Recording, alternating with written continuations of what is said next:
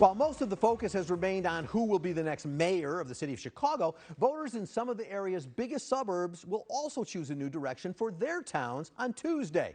Joining me this morning to talk more about that is Republican consultant and founder of Core Strategies, Colin Corbett. Good to see you. Thanks for coming in. Absolutely. Thanks for having me. So let's talk about Naperville. We've got a lot of viewers out there, and two-term incumbent Steve Cherico retiring. So now it's an open seat. Your polling shows the two front runners are actually neck and neck, really between a progressive city council member, Benny White, and a more conservative-leaning Scott Worley. Why is this race so close, and what does that say about Naperville? It's a fascinating race. Ultimately, what you have is in Scott Worley, he represents what Naperville's had basically since the mayor Praedel, even before Chirico was in office. This is sort of that tradition of Naperville, and Worley really represents that. The family name is well known, and he's a bit more of that modern sort of bent. And then White represents the new direction that Naperville's going in the last decade, where it's become much, much more progressive. And so a lot of people are watching Naperville, not just because what it means for that city, but DuPage County and even statewide politics at large, because you see sort of that old guard versus the new guard in that fight in Naperville. And our polling shows this is going to go all the way down to Tuesday. This is really, really close. See, if George Praedel was still around, they wouldn't have this election. Oh, he would have won by an election. Exactly. We wouldn't even have an election. Officer friendly. So both of these candidates are both talking about public safety. Although Naperville really isn't known for all. This is not Chicago, right? It's not known for the high crime rate.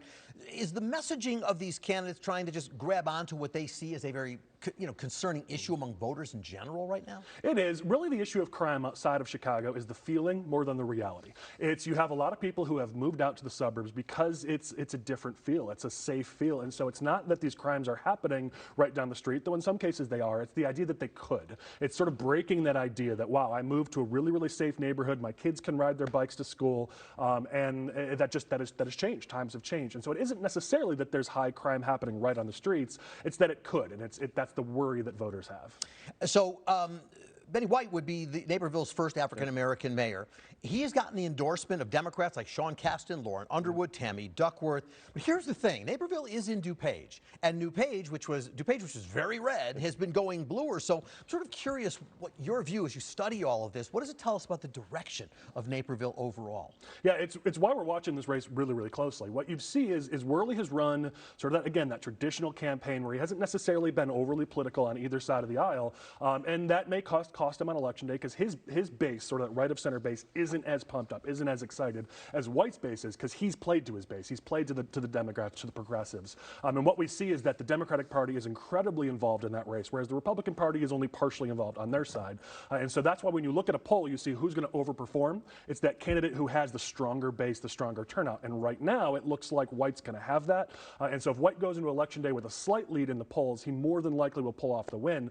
But Worley's been running a tough race, so we'll have to see what happens on Tuesday. So it does sound like you're recognizing the blue shift in DuPage. Yeah, and Naperville is the center of that. Naperville is the center of that change in DuPage. Some of the other communities have also shifted, but as the demographics change, as voters even move out of Chicago and other places into DuPage, a lot of them are bringing their politics with them, and so it's changing the dynamics of a lot of these races in DuPage Really County. Interesting. Let's go south. Let's go to Joliet. Incumbent Bob Odenkirk is in big trouble there, actually, according to your poll and other internal polling. He made headlines back in 2020, refusing to apologize for grabbing a protester by the neck.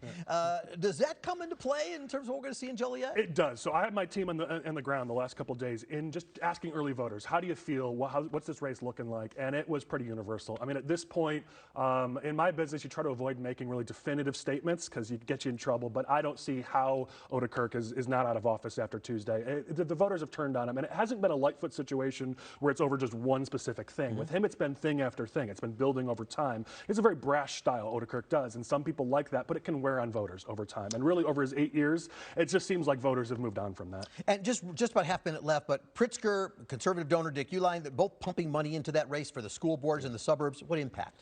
Yeah, you know what? It's funny. This has been happening since last fall. I mean, I have friends who got text messages from Democratic operatives who said, hey, will you run for office in DuPage County? We'll back you. Both sides are doing it. It was inevitable. I mean, I wish our local races could stay nonpartisan, but I think this was just inevitable. example. As everything gets hyper-politicized in our lives, I feel like these school boards were that next step. And so it's unfortunate because you feel like these should just be local communities making decisions for their schools.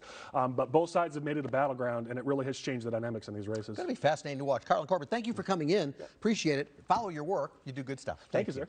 All right, that's it for this morning. Tune in Tuesday night for our special election coverage. It starts at 7 p.m. We're going to bring you the results and take you live to campaign headquarters across the city and the suburbs, just like WGN does. Plus special guest expert analysis throughout the night. You can watch us here on Channel 9, stream our coverage on WGNTV.com or the WGN Plus app, and I'll see you that night. Thank you.